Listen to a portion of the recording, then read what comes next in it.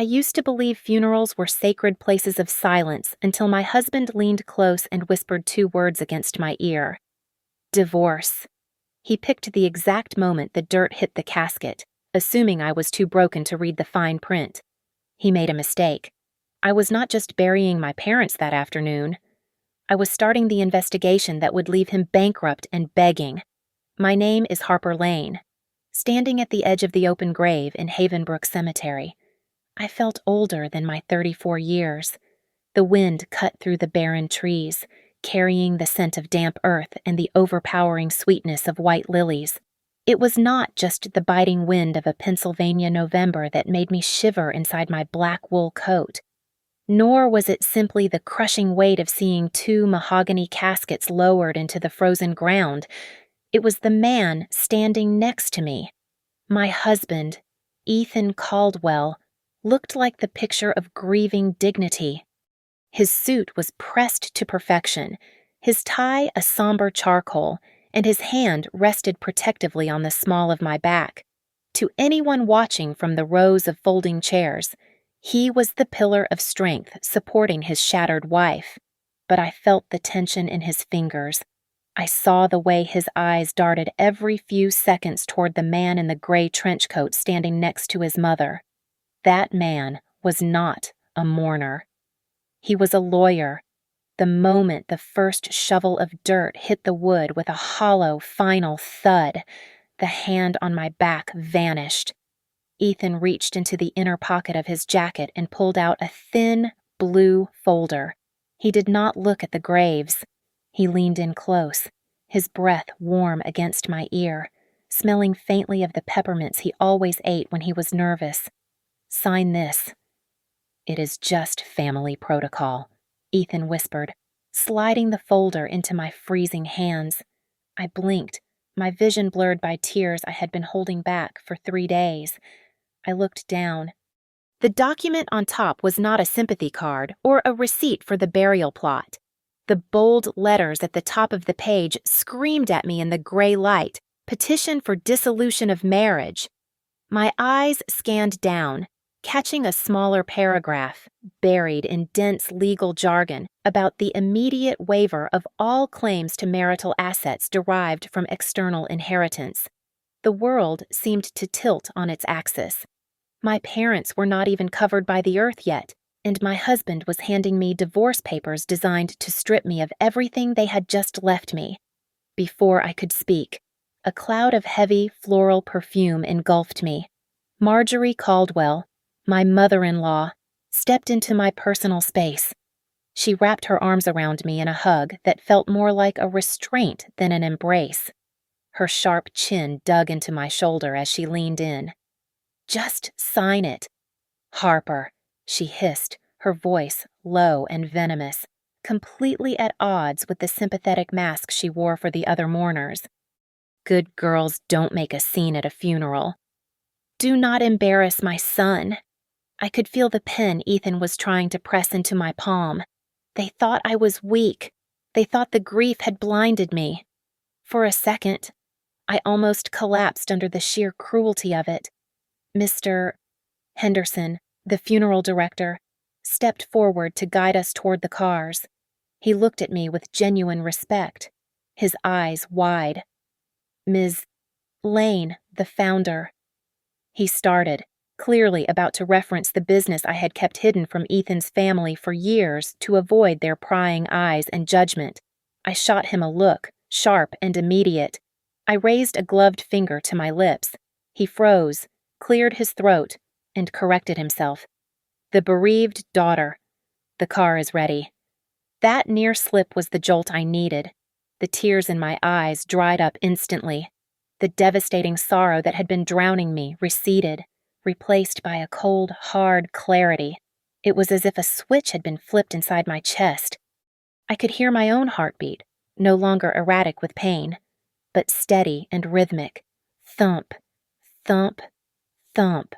I looked at the pen in Ethan's hand. I looked at the folder.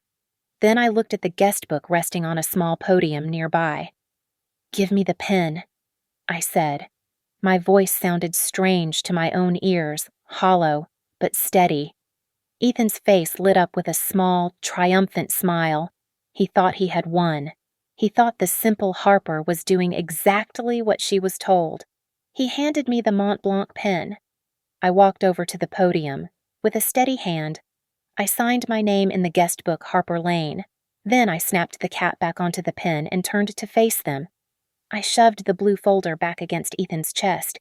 "I need to read these later," I said, making sure my voice trembled just enough to sound overwhelmed. "Today, I am not signing anything but a goodbye." Ethan's smile faltered, but only for a second. He took the folder back, sliding it into his coat.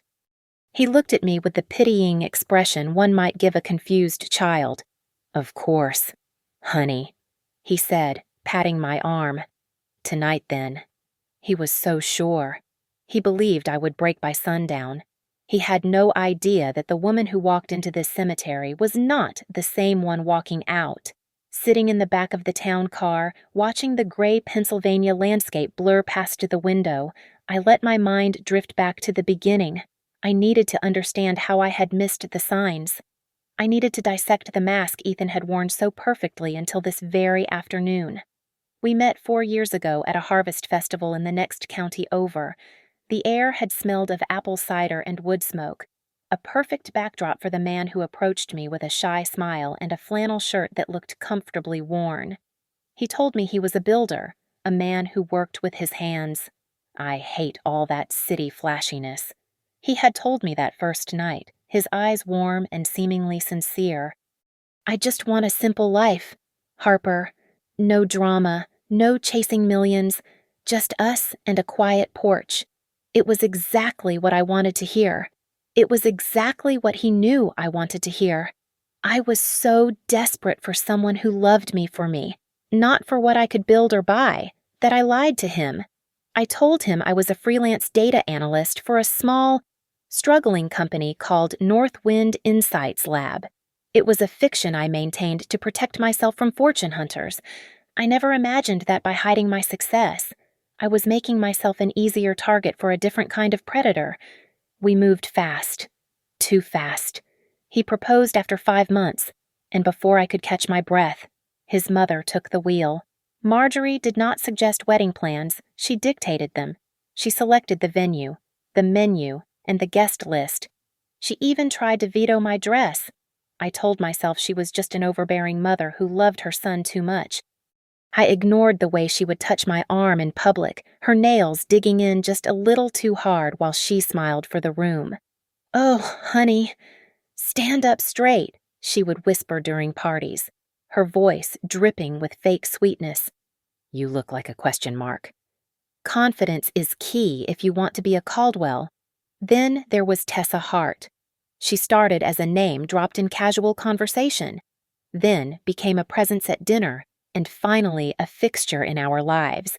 Ethan called her his work wife, a joke that made everyone laugh except me. She knew his schedule better than I did. She knew how he took his coffee. I swallowed my discomfort because I did not want to be the jealous, insecure wife. I should have stopped it the day I found that paper in his home office. It was about a year into our marriage. I was looking for a stapler and found a drafted document deep in his bottom drawer. It was titled Liability Assignment. It had my name on it. When I asked him about it, he laughed it off, claiming it was just a template he was studying for a client. "You worry too much. It is just legal gibberish I brought home," he had said, kissing my forehead. I let it go, but my parents did not. That was the twist that haunted me now as the car turned onto the highway. My father, a man of few words but sharp instincts, had pulled me aside the last time I saw him. He asks too many questions about the estate. "Harper," my dad had said, his brow furrowed. "He is too interested in the paperwork. Be careful." I had brushed him off. I told him he was being cynical. I wanted peace. I wanted the family dinners to be smooth. I traded my safety for comfortable silence. Then came the ice storm 3 days ago. The police officer who knocked on my door at 2 a.m. looked like a child in a uniform that was too big for him. He told me about the black ice on Route 9. He told me death was instant. While I was drowning in a sea of shock, Ethan was dry-eyed and efficient. He made the calls. He arranged the funeral home. And then, not even 24 hours after they were gone, he sat me down at the kitchen table with a cup of tea I did not want. "We need to settle the assets quickly. Harper, for your peace of mind," he had said, pushing a lock of hair behind my ear. "Probate is a nightmare. If we move the titles now, we can avoid all the tax trouble." Mom thinks it is best. I looked out the window of the car, my reflection staring back at me pale, dark-eyed, but awake. I had ignored the red flags for years. I had ignored my intuition. I had ignored my father's warning, but as I touched the cold glass, I knew one thing for certain. I was done ignoring things. The grieving daughter was gone. The analyst was back at work. Ethan drove us home in silence. When he parked the car in our driveway, he did not come around to open my door. He walked straight to the front door, unlocked it, and stepped inside without looking back. He treated me like a piece of luggage he had successfully transported and was now ready to store away in the attic. I followed him into the kitchen.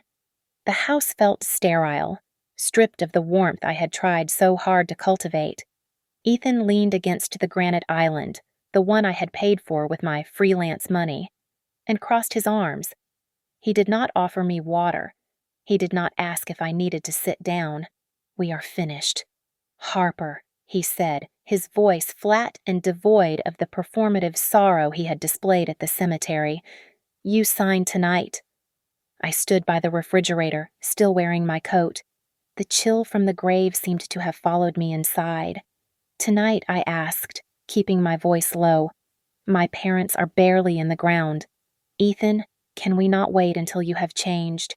He interrupted, looking at the ceiling as if my grief were a personal inconvenience to him. "You have been distant for months. Mom says this is best for everyone. A clean break before the grief makes you irrational." There it was. Mom says, Marjorie was pulling the strings, but Ethan was the one tightening the noose. My mind, sharpened by the adrenaline of survival, connected the dots. It was not just about a divorce. It was about the timeline.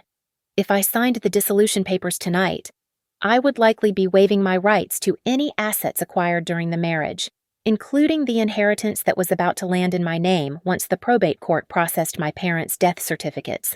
They needed the signature before the legal system officially recognized me as an heiress. "And if I do not sign," I asked. Ethan stepped closer. He dropped the mask of the concerned husband completely. "Then I make this ugly," he said, his voice dropping to a whisper. "I will drag this out until you are bankrupt. And do you think a judge will give custody to a woman who is clearly mentally unstable from grief? You will be too tired to fight for Leo." My breath hitched. Leo, our son. He was only 8 months old. Ethan was using our infant child as a bargaining chip to secure a payout. "Is this about Tessa?" I asked, needing to hear him lie one last time. Ethan let out a short, sharp laugh. "You are imagining things again. That is exactly why you cannot take care of Leo alone. You are paranoid." "Harper," he turned his back on me. "I am going to the garage to make a call. When I come back, have that pen ready." He walked out. I waited exactly 3 seconds. Then, I slipped off my heels and moved across the kitchen floor in my stockings. I pressed my ear against the door leading to the garage. It was thin. We had meant to replace it next year. "She is a total mess," I heard Ethan say, his voice echoing slightly against the concrete. "Yeah, tonight forces the signature. Do not worry.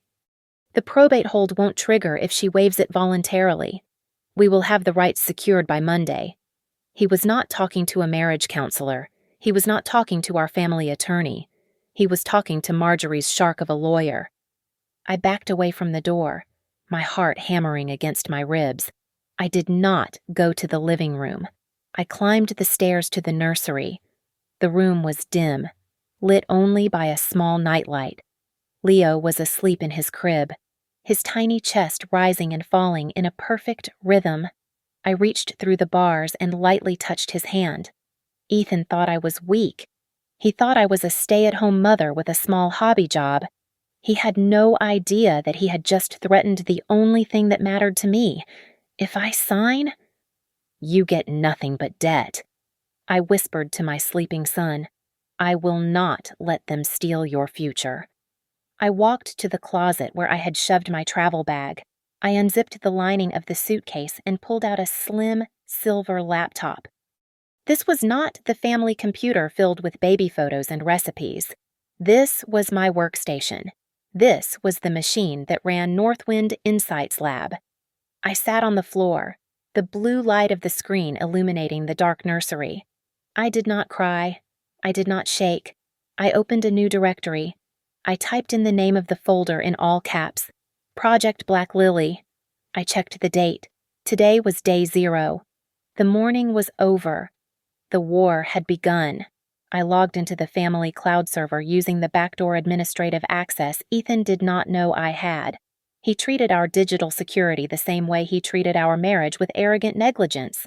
He had synced the home security cameras to his personal drive for easy access, effectively bridging his private files with the household network.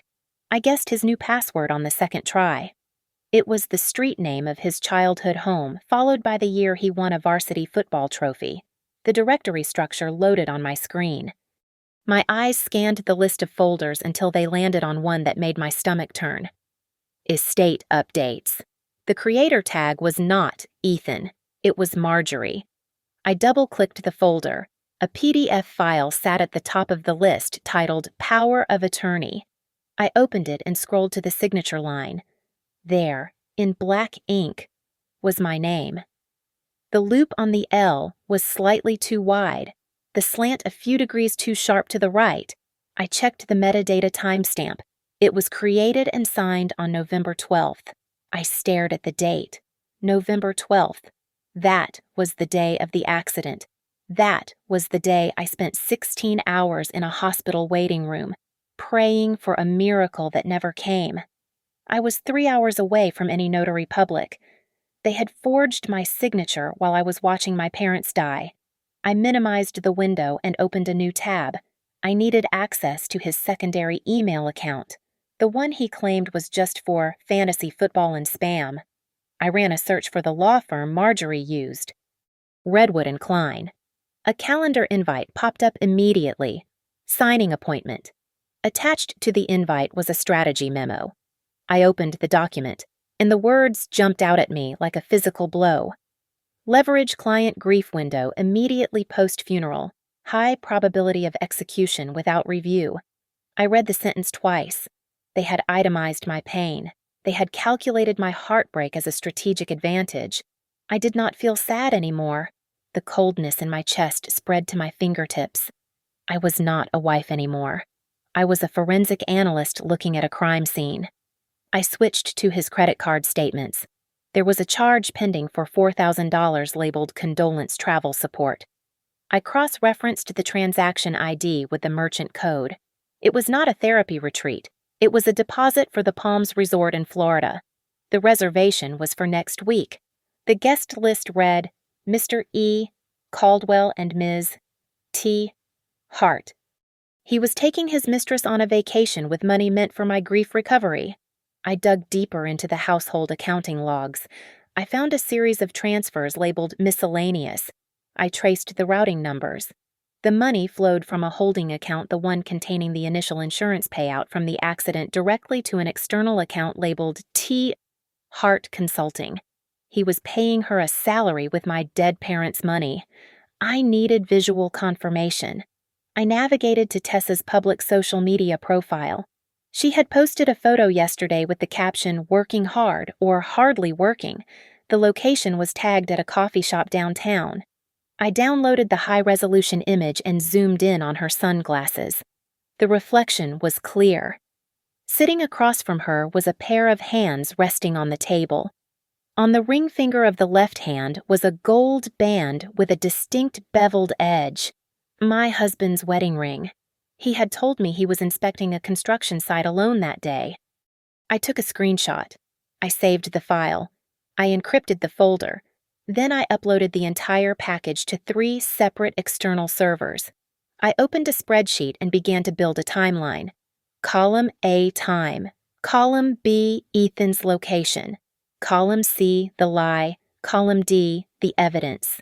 I worked for 45 minutes. When I was done, I had a dossier that could bury him. I picked up my burner phone. I dialed a number I had memorized years ago, just in case. The phone rang twice before a sharp professional voice answered. Renata Briggs. I took a breath. My voice was steady, stripping away all emotion until only the facts remained. Renata, this is Harper Lane. I have a forgery, a conspiracy to defraud, and a husband who thinks I am stupid. I want to hire you. There was a pause on the other end, followed by the sound of a chair shifting. I do not negotiate with predators. Harper, Renata said, her voice dropping an octave. I destroy them. Tell me. Do you have the receipts? I have everything? I said.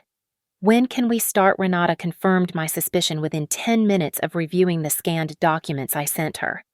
The paperwork Ethan had tried to force on me at the cemetery was not just a divorce petition. It was a financial death warrant. It is a classic debt trap. Harper, Renata said, her voice crisp and clear over the secure line. If you had signed that waiver, you would have voluntarily assumed full liability for all outstanding marital debts while simultaneously renouncing your claim to any future unearned income, which covers your inheritance. They wanted you to pay his bills and give up your safety net in a single stroke. I felt a cold calm settle over me. It was the same feeling I used to get before a major board presentation, the moment when fear evaporates and only strategy remains. Lock it down, I said. I want preservation letters sent to Redwood and Klein, the bank, and the cloud service provider for our home security system. If they delete a single email or scrub a second of footage, I want them facing obstruction charges. Consider it done, Renata replied. I am also bringing in a forensic accountant. We need to trace those investments you found. If the money left your accounts, we need to know exactly where it landed. I hung up and went to work on the house. I did not change the locks. I did not cut the power. I did not want Ethan to know he was under siege. Instead, I accessed the central hub of our smart home system. I quietly demoted his user profile from administrator to user, but hid the notification. Then, I set up a mirror protocol. Every text message he received, every one-time password sent to his phone for banking verifications, would now be instantly forwarded to a secure server I controlled. He would not feel a thing, but I would be reading over his shoulder every second of the day. When I heard Ethan's key in the front door, I closed my laptop and rubbed my eyes until they were red. I walked out to the landing, wrapping my cardigan tight around myself to look small. Ethan, I called out, letting my voice crack just enough. He looked up, hope flashing in his eyes. Did you sign it? I am just so tired, I said, leaning against the banister. I haven't slept in 3 days. I just need to crash for a few hours. Then I will sign whatever you want. I promise. He exhaled, his shoulders dropping. He bought it. Okay. Sleep. We can handle it in the morning. I just want this done for us. I went back into the bedroom, locked the door, and opened my laptop again. A new email had hit my private inbox. It was from an anonymous sender, but the subject line made my heart stop. You are the fall guy. I opened it. The signature at the bottom read simply, Lydia. I remembered her. She was the quiet, middle-aged accountant at Caldwell Buildworks who had abruptly quit 2 months ago. Attached to the email was a massive spreadsheet file titled, Real Ledger Do Not Delete. I opened the file. The numbers were a bloodbath. Caldwell Buildworks had been insolvent for 14 months. The columns showed a systematic pattern of taking deposits from new clients to pay off vendors for old projects, a classic, desperate Ponzi scheme disguised as a construction business. And right there in the liability column were transfers pending to be moved under my name. "They are going to pin the fraud on you," Lydia had written in the body of the email. "Marjorie knows the state audit is coming. They need a partner with assets to seize." I picked up the phone and dialed Renata again. It was late, but I knew she would answer. "Change of plans," I said, my voice steady. "We are not just defending. We are setting a trap. I want you to file a report of signature forgery with the bank and the state licensing board immediately. Do not serve Ethan yet. Let the system flag him first." "And what are you going to do?" Renata asked. "I am going to host a dinner," I said, watching the cursor blink on my screen. "I am going to invite Ethan, Marjorie, and Tessa. I told Ethan I want a reconciliation dinner to discuss the future of the company." "Harper, that is dangerous," Renata warned. "I know," I replied, "but I need them all in one room, and I need you to bring a guest. Find me a representative from the bank, someone who handles fraud." I looked at the sleeping monitor where my son lay safe in his crib. "They wanted a family gathering," I whispered to the empty room. "I am going to give them one they will never forget." The house smelled of apology roses. Ethan had filled the living room with white bouquets, a nauseating display of romance designed to bury the smell of betrayal. He was putting on a performance worthy of an award, moving around the kitchen with a practiced gentleness. He came up behind me while I was filling the kettle, his hands resting on my shoulders, his chin resting on the top of my head. "I was so harsh yesterday." "Harper," he murmured, his voice dropping to that soft, intimate register he used to use when we were first dating. "Stress makes us say crazy things. I just want to protect you. I want us to be a team again." He turned me around, looking deep into my eyes with a sincerity that would have melted me a week ago. "Just sign tonight, and we can put all this ugliness behind us," he whispered. The doorbell rang before I had to answer. It was Marjorie. She swept in wearing black silk, dabbing at dry eyes with a lace handkerchief. She bypassed Ethan and came straight to me, pulling me into a suffocating hug. "Oh, my poor girl," she crooned, stroking my hair. "I have been so worried. We are family, Harper. I just want to ensure little Leo has a stable future. We cannot let grief destroy the foundation of this house." She said family, but her eyes were scanning the room, assessing the furniture, calculating the value of the paintings. She was not here for me. She was here to secure the asset. Then Tessa arrived. She did not knock. She breezed through the front door with a leather portfolio tucked under her arm, treating my hallway like the lobby of her own office. She wore a skirt that was too short for a business meeting and a smile that did not reach her eyes. "I figured I could explain the legalese," Tessa said, dropping her bag on the dining table. "Ethan gets so emotional about these things. Let me handle the boring stuff so you two can focus on healing." She sat down at the head of the table, my seat. I watched Marjorie's jaw tighten. Marjorie glared at Tessa's exposed legs. Tessa rolled her eyes at Marjorie's dramatic sobbing. They hated each other. Marjorie viewed Tessa as trashy help. Tessa viewed Marjorie as an old obstacle. They were allies of convenience, united only by greed. That was a fissure I could exploit. I played the part of the confused, overwhelmed widow. I sat down, clutching my teacup with both hands, letting the china rattle slightly against the saucer. "I just do not know," I said softly, looking down at the table. "I want to help the company. I do. But I have not even checked the finances since Mom and Dad passed. There is the memorial fund my father set up. But I am not sure I should touch it." The room went silent. The air pressure seemed to drop. All three of them leaned in slightly, like sharks scenting blood in the water. "The memorial fund?" Ethan asked, his voice careful. "Yes," I lied, keeping my eyes on my tea. "I think it only has maybe $50,000 in it. That is hardly enough to help with the company debts." "It has $250,000! Harper!" Ethan blurted out, cutting me off. That is enough to float the payroll and service the loan for 6 months. It is perfect. He froze. The silence that followed was deafening. Marjorie stopped her fake crying. Tessa looked away, pretending to study a document. I had never told him the account existed. It was a blind trust. The only way he could know the exact balance was if he had accessed the encrypted bank files I kept on a separate server, the ones protected by passwords he should not have known. He had just confessed to a federal cybercrime and unauthorized access to protected financial data in his own dining room.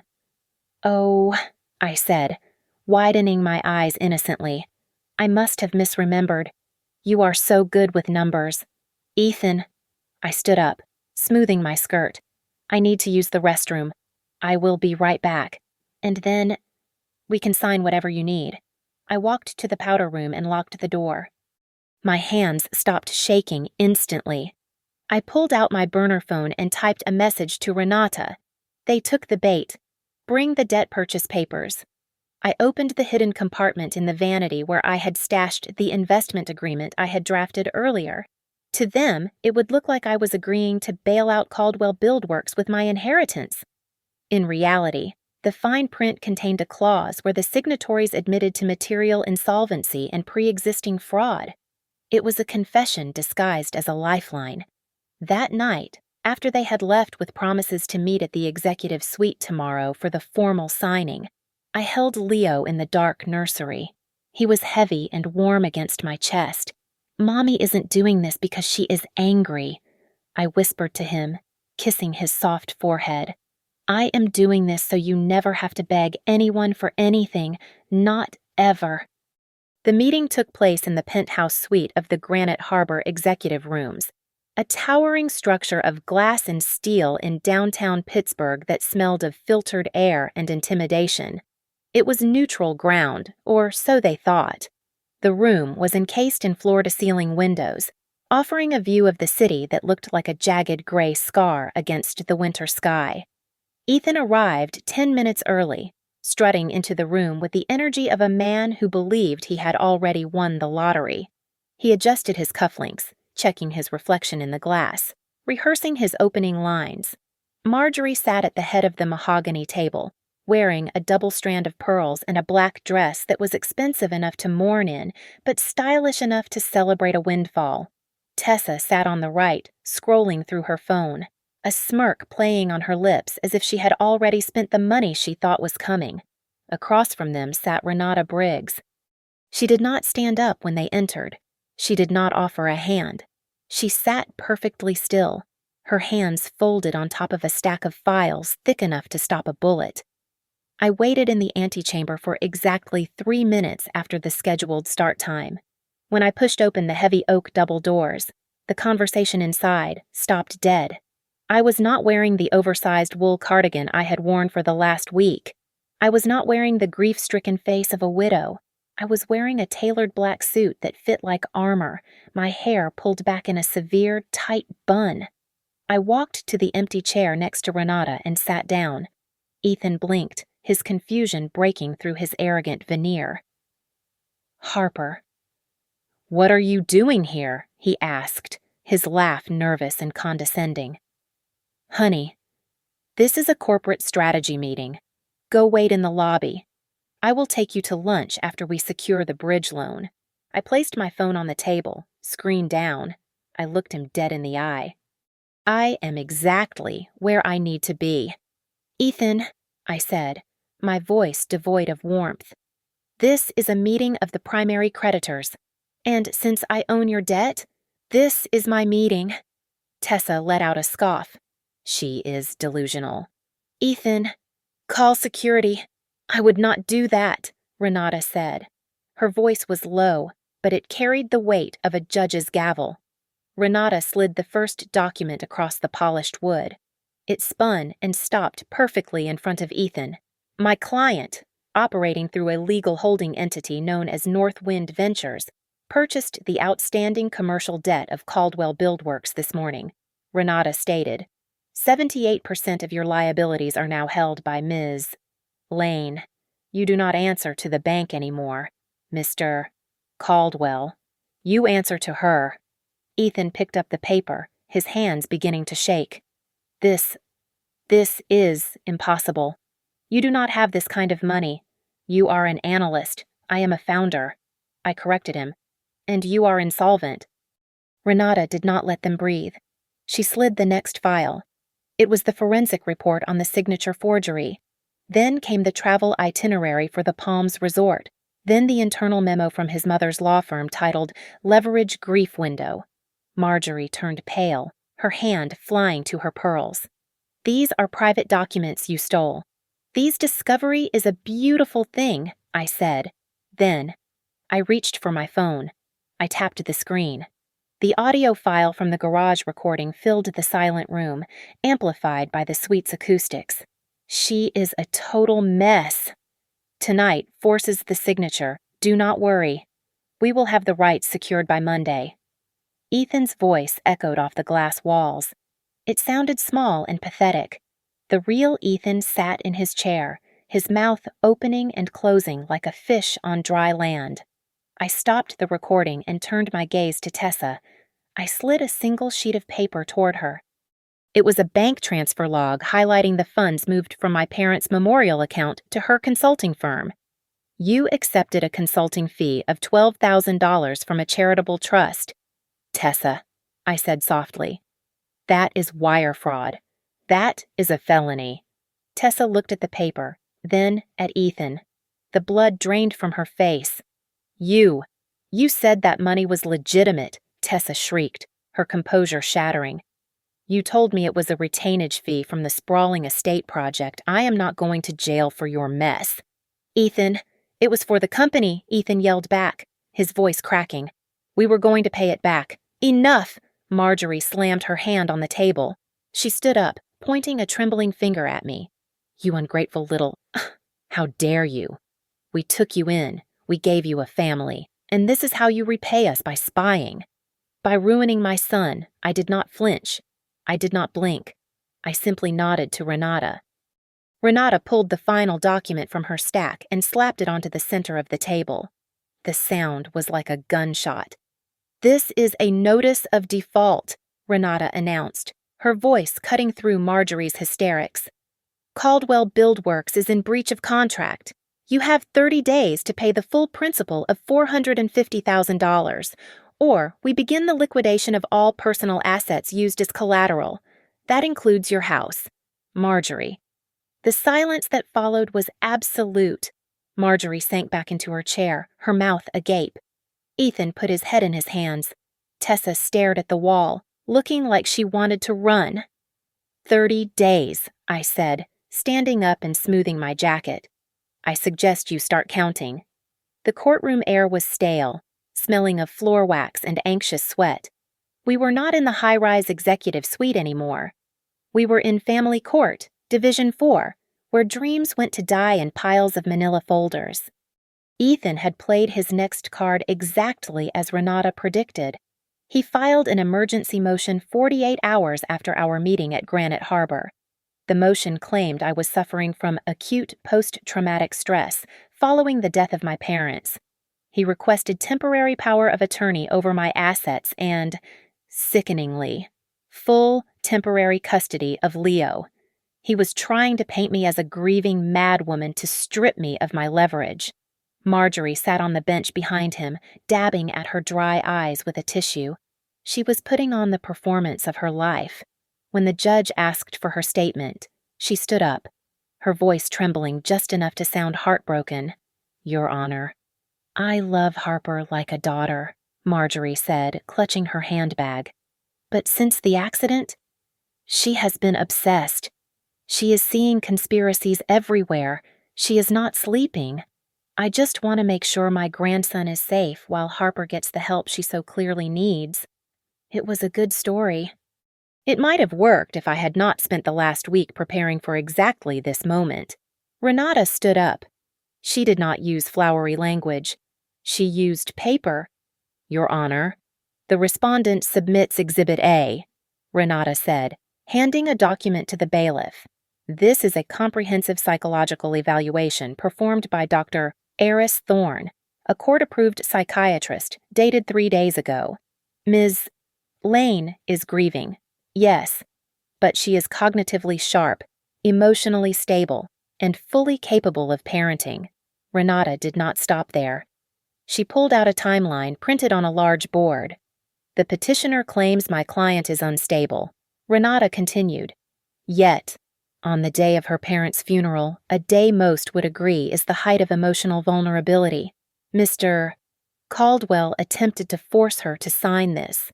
Renata held up the petition for dissolution.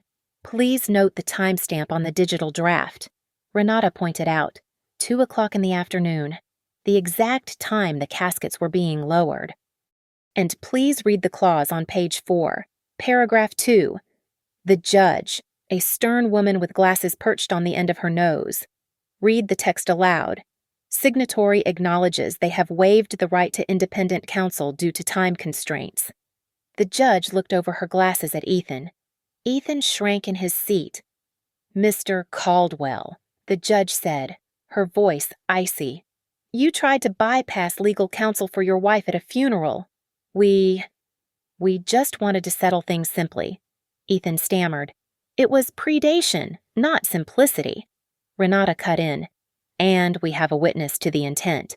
The doors at the back of the courtroom opened. Lydia walked in. She looked terrified, clutching her purse, but she walked straight to the stand. When she was sworn in, she did not look at Ethan. She looked at Marjorie. Ms. Vance? Renata asked. Did you receive instructions regarding the debt allocation of Caldwell Buildworks? Yes, Lydia whispered. Please speak up, the judge ordered. Yes, Lydia said, her voice shaking but louder.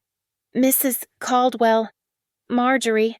She told me to structure the new loans. She said to transfer the liability to the holding company Harper was about to inherit. She said, put it all in Harper's name. Let the bank chase the wife so we can keep the house. The courtroom went silent. Marjorie gasped, her face turning a blotchy red. She is lying, Marjorie shrieked, forgetting her act. She is a disgruntled employee. Sit down. Mrs. Caldwell. The judge barked. The ruling came down 20 minutes later. The judge denied Ethan's motion for custody and control with prejudice. She went further. She issued a warning that any further frivolous filings would result in sanctions for Ethan's attorney. I am also issuing a temporary restraining order. The judge stated, Mr. Caldwell, you are to have no contact with Ms. Lane or the minor child outside of court-appointed legal channels until the investigation into these fraud allegations is complete. As the gavel banged, Renata moved for a protective order on the Redwood and Klein data. The judge granted it immediately, forcing Ethan's legal team to hand over every draft, every email, and every internal text message related to the divorce strategy. We walked out into the hallway. The fluorescent lights hummed overhead. Ethan was waiting near the water fountain. He looked haggard. The arrogance was gone, replaced by a desperate, sweaty panic. He stepped into my path. Harper, wait, he pleaded, reaching out a hand but stopping short when he saw the bailiff watching. Please. I did it for Leo. I just wanted to make sure he had a home. You have to believe me. I stopped. I looked at the man I had shared a bed with for 3 years. I saw nothing but a stranger who had tried to sell me out for a quick payday. You tried to steal his inheritance to pay your gambling debts in the construction market, I said, my voice low and hard. Do not say his name. You use my son as an excuse one more time, and you will lose the right to even see his picture. I turned and walked away. My phone buzzed in my pocket. It was the mirror notification from the server at home. Tessa was panicking. I looked at the message on my screen. It was a text from Tessa to Ethan, sent 30 seconds ago. They know about the consulting fee. Ethan, if I go down for fraud, I am taking you and your mother with me. Fix this. I smiled. I forwarded the screenshot to Renata. The dominoes were not just falling, they were smashing into each other. The collapse of the Caldwell empire did not happen with a bang. It happened with the quiet, relentless hum of administrative machinery. 2 days after the court hearing, The First National Bank froze the operating accounts of Caldwell Buildworks. The fraud report Renata had filed triggered an automatic suspension algorithm. I watched it happen in real time through the mirror system. I saw the notification pop up on Ethan's phone while he was trying to buy coffee. Transaction declined.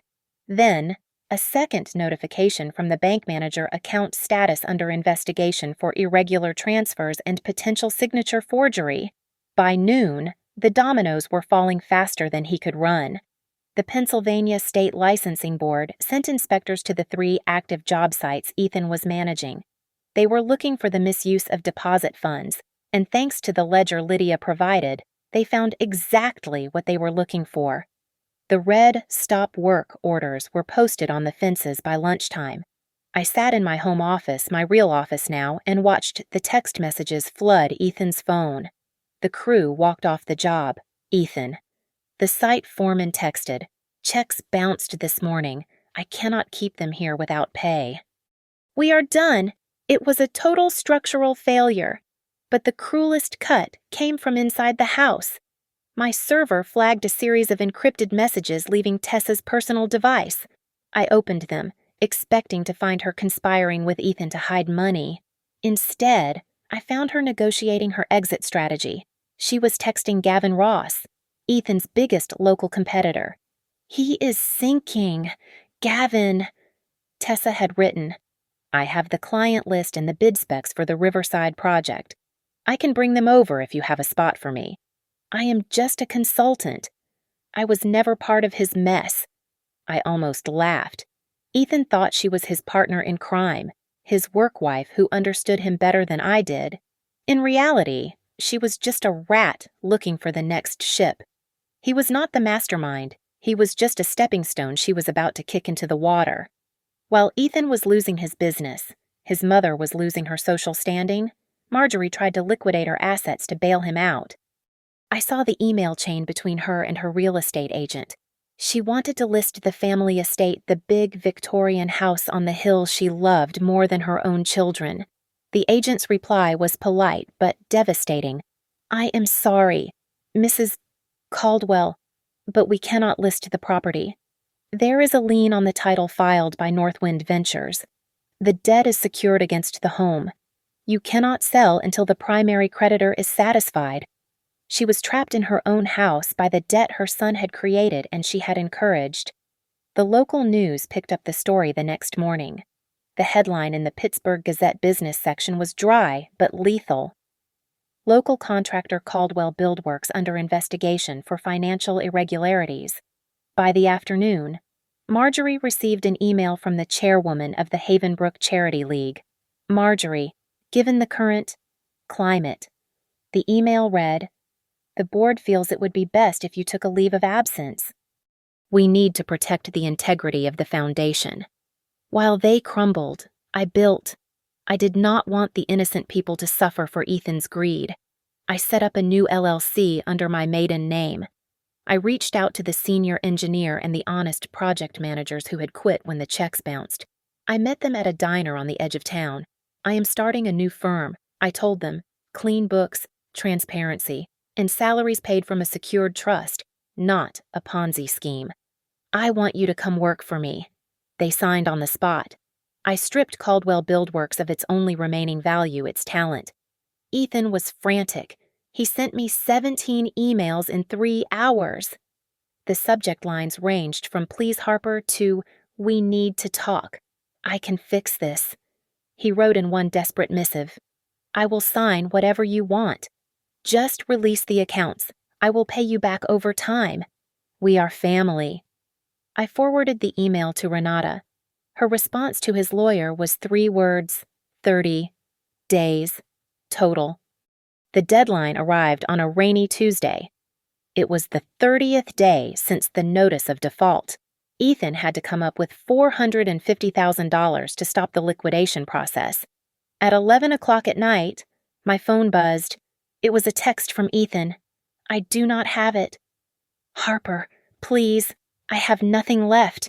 Can you just loan me the money? I will pay you back with interest. Just help me get the stop work orders lifted." I stared at the screen. He had learned nothing, After the fraud, the betrayal, and the lies, his only plan was still the same one he had at my parents' funeral to use my money to cover his mistakes. He did not want redemption. He just wanted a bailout. I typed my reply, my fingers steady. You had 30 days to find a plan. Ethan, all you found was another way to ask me for a check. The time for negotiation ended when you tried to force a pen into my hand at a gravesite. I turned off the phone and listened to the rain against the window. The house was quiet. The war was over. All that was left was the surrender. The final meeting took place in the sterile, fluorescent-lit conference room of the State Bankruptcy Administration.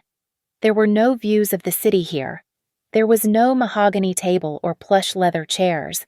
There was only a scratched metal table and the hum of a vending machine in the hallway. Ethan, Marjorie, and Tessa sat on one side. The transformation was complete. Marjorie was not wearing pearls. She looked frantic and unkempt. Tessa's arrogance had evaporated, replaced by the twitchy energy of a trapped animal. Ethan just looked hollow. His suit was wrinkled, and he had not shaved in days. Renata opened the file. She did not waste time on pleasantries.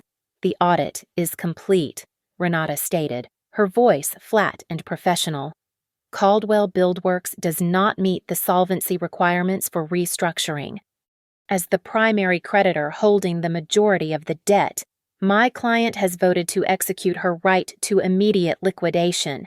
The company is dead. The assets will be seized. Ethan made a sound that was half sob, half gasp. He buried his face in his hands. For the first time since I had met him, he was not acting. I have lost everything. Ethan wept, his voice muffled by his palms. My company, my reputation, my house.